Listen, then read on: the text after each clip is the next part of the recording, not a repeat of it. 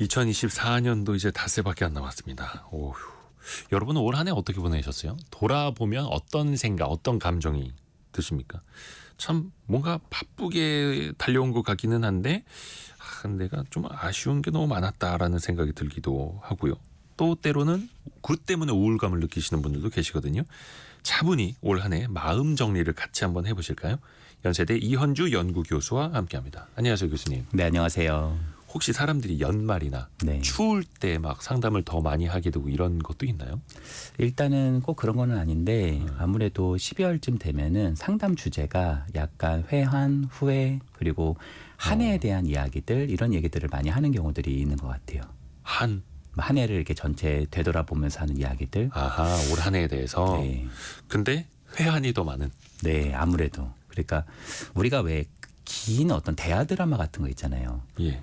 기자님 혹시 대하 드라마 중에 태조왕건 이런 거 좀 예전 거. 예. 네, 저는 그거 거의 끝나갈 때쯤에 좀 약간 좀 이렇게 아쉽고 이게 끝난다라는 거에 대해서 뭔가 조금 섭섭하기도 하고 그랬었거든요. 그렇게 오랜 기간을 봤음에도. 네, 뭔가 오랫동안 동행하다 보니까 더 그랬던 것 같아요.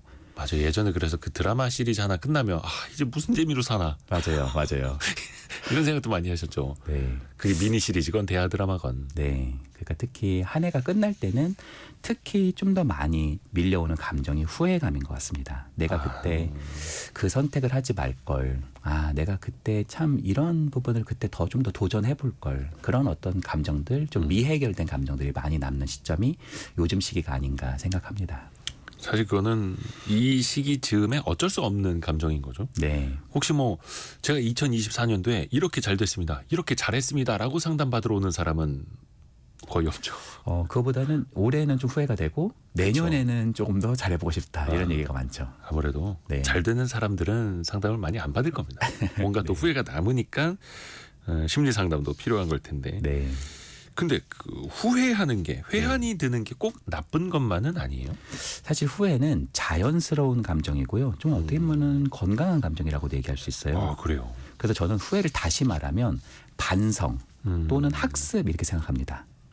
학습. 네. 그러니까 죽을 때 후회하는 3가지, 10가지 그런 컨텐츠들 많잖아요. 네네네. 책도 있고. 그런 것들을 우리가 보는 이유는 사실은 단순히 후회만 하기 위해서 그걸 보는 게 아니라 그것을 통해서 무엇인가를 내가 반성해보고 또 그 토대에서 무엇인가를 배워보려고 하는 그런 노력이 있지 않나. 그러니까 어떤 면에서 후회는 배움과 성장을 위한 귀중한 재료다 이렇게 생각되기도 합니다. 성장을 위한 귀중한 재료다. 약간 마음속에 노란불 네. 같은 거네. 빨간불이 켜지기 전에. 네. 그리고 좀 반면 교사 삼기도 하고. 네. 그래서 왜 유튜브 썸네일도 보면 죽기 전에 해야 할 몇 가지. 네. 이런 후회 하지 마세요. 그러면 또 사람들이 또 보게 되잖아요. 네. 그런 심리가 또 깔려 있는 거네요. 그렇죠. 그래서 후회는 배움과 성장을 위한 재료다. 네. 근데 또 이제 반성을 했으면 잘 배워나가고 나의 것으로 좀 만들어야 되는데 네. 어떻게 해야지 그 적절히 균형을 좀 찾을 수 있을까요? 사실 후회 자체는 내 삶을 깊게 들여다보고 더 나은 선택을 하는데 굉장히 좋은 토대인 것 같아요. 그런데 좋지 않은 후회도 있는 것 같아요. 그러니까 예를 들자면 네. 자기 비난적인 후회 있잖아요. 머리 쥐어뜯고 막. 네, 내가 왜 그때 그런 선택을 했을까? 난 정말 바보야. 혹은 내가 어떻게 컨트롤이 안 되는. 어떻게 저런 사람이 저렇게 활동할 수 있지? 저건 아닌 것 같은데 정말 이상한 세상이야. 이렇게 생각하는 것들.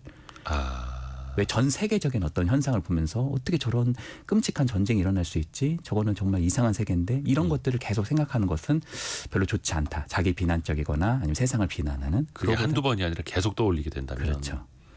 그에 비해 좋은 후회는 내가 뭔가 그때 안 좋은 선택을 했다 하더라도 그거를 겸허하게 인정하고 그것을 통해서 무엇을 배웠을까로 저 주제를 좀 넘어가 보는 거. 그러니까 지금 그것을 위해서 내가 작게 해볼 수 있는 건 뭘까?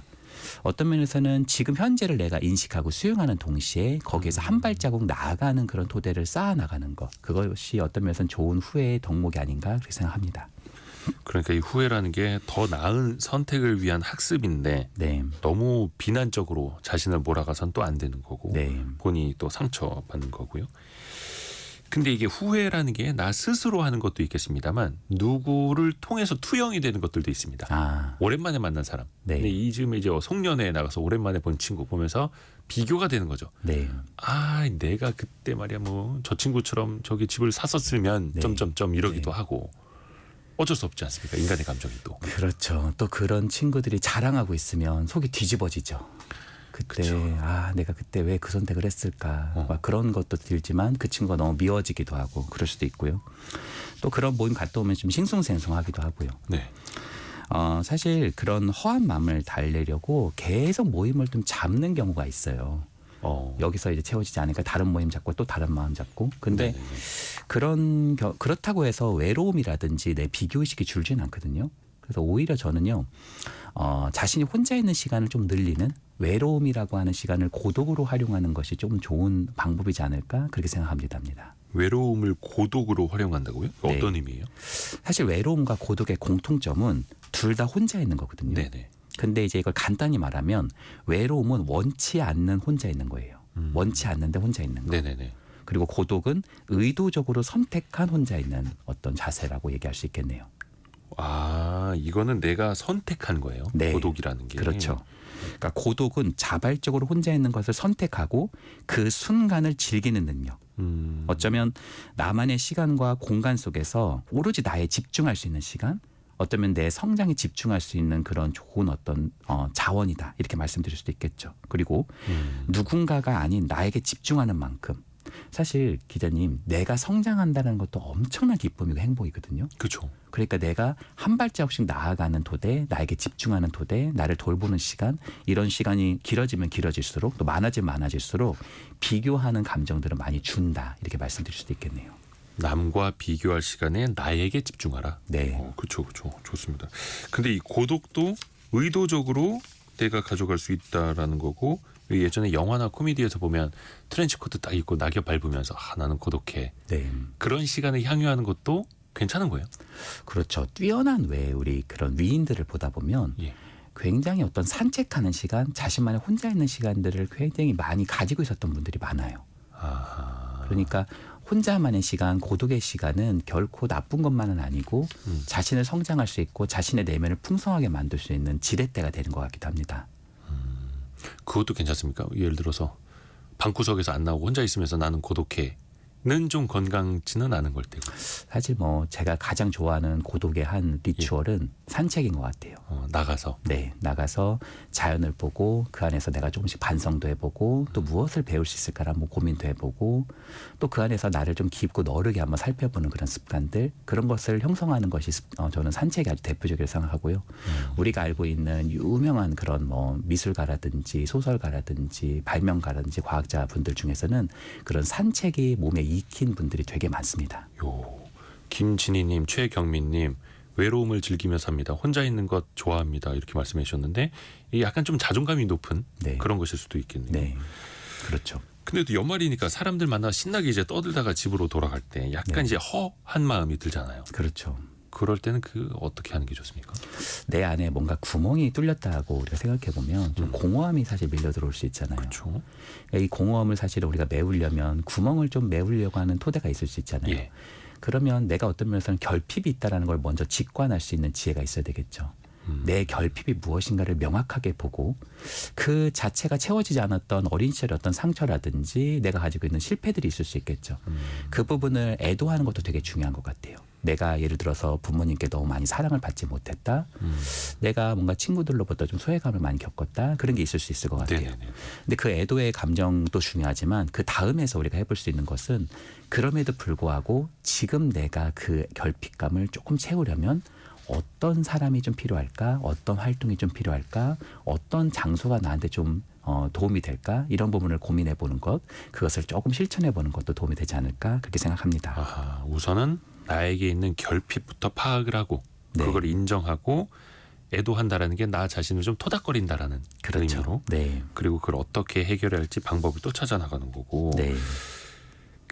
왜 연말정산하듯이 이 감정도 수익과 손실을 나눠서 챙겨볼 수 있다고요? 그렇죠. 사실은 혼란스러운 감정들이 지금 막 이렇게 여러 가지가 얽혀 있을 수 있거든요. 예. 그런 것을 정리해 보는 것은 큰 도움이 됩니다. 그래서 마치 결산표처럼 나의 감정과 경험을 체계적으로 정리해 보는 거예요. 예를 들자면 수익에는요. 예. 올해 나에게 기쁨과 성취감을 준 순간들, 예. 또 손실에는 아쉬움과 후회로 남은 경험들, 또 우리가 아까 후회를 반성과 학습의 의미로 되새긴다고 했잖아요. 순이익은 이 모든 경험을 통해 내가 얻은 교훈과 성장들. 그래서 제가 대표적으로 질문 몇 가지만 말씀드리고 한번 네네네. 마치도록 하겠습니다. 수익에는 1번 올해 가장 행복했던 순간이 무엇인지, 또 두 번째는 수익에서 나를 가장 기쁘게 한 사람은 누구인지, 세 번째는 올해 내가 가장 이룬 성과 중에 가장 큰 것을 3개만 골라본다고 우리가 한번 해보면 어떤 게 있을지. 손실에는 반대죠. 1번 올해 가장 불행했던 순간이 무엇인지, 두 번째는 나를 가장 화나게 한 사람이 누군지, 세 번째는 올해 내가 한 실패 중에 가장 뼈아픈 것을 3개만 골라보는 것. 그리고 마지막에 이제 순이익인데요.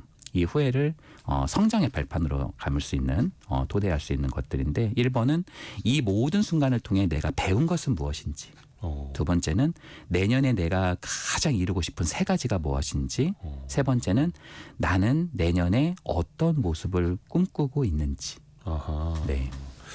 수익과 손실, 가장 행복했던, 불행했던, 기뻤던, 화났던, 성과 혹은 실패, 그리고 잘한 것, 후회되는 것을 나눠서 이거는 기록해 보면 좋습니까? 그렇죠. 네.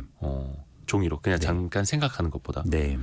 약간 그 후회됐던 순간, 불행했던 순간 떠올리면서 더 막 감정이 격해질 수도 있는데 네. 이건 그냥 냉정하게 구분을 좀 지어보라. 그렇죠. 그다음에 이것도 수익과 손실에서 순이익을 따지는 것도 중요한 거예요. 그렇게 한번 또 비유를 해본 거죠. 순이익이라는 게 이제 수익과 손실을 제외한 거기도 하지만 어떤 네. 면에서는 그런 모든 경험의 총합을 통해서 내가 배운 거, 그럼에도 불구하고 한 발짝 나아가는 나에 대해서 한번 그려보는 습관을 가져본다는 거죠. 혹시 그 감정적인 수익과 손실 따져보니까 너무 마이너스더라. 네. 손실이 너무 크더라. 네. 라고 하면은 어떻게 됩니까? 그게 마이너스라 하더라도 거기가 바닥이잖아요. 그렇죠? 그럼 그 바닥에서부터 다시 한 단계씩 올라가면 된다라고 생각합니다. 어찌됐든 간에 내 바닥이 무엇인지를 정확하게 착지하는 것이 거기서부터가 시작이다. 이렇게 말씀드릴 수 있겠네요. 2024년에 감정적으로 너무 많은 손실을 본 것 같지만 네. 이게 바닥이었고 네. 2025년에는 또 그러지 말아야지 이렇게 학습하면서요. 네.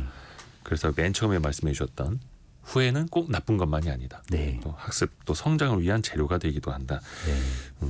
되새겨야겠습니다. 연세대 이현주 연구교수와 함께했습니다. 고맙습니다. 네, 감사합니다. 감사합니다.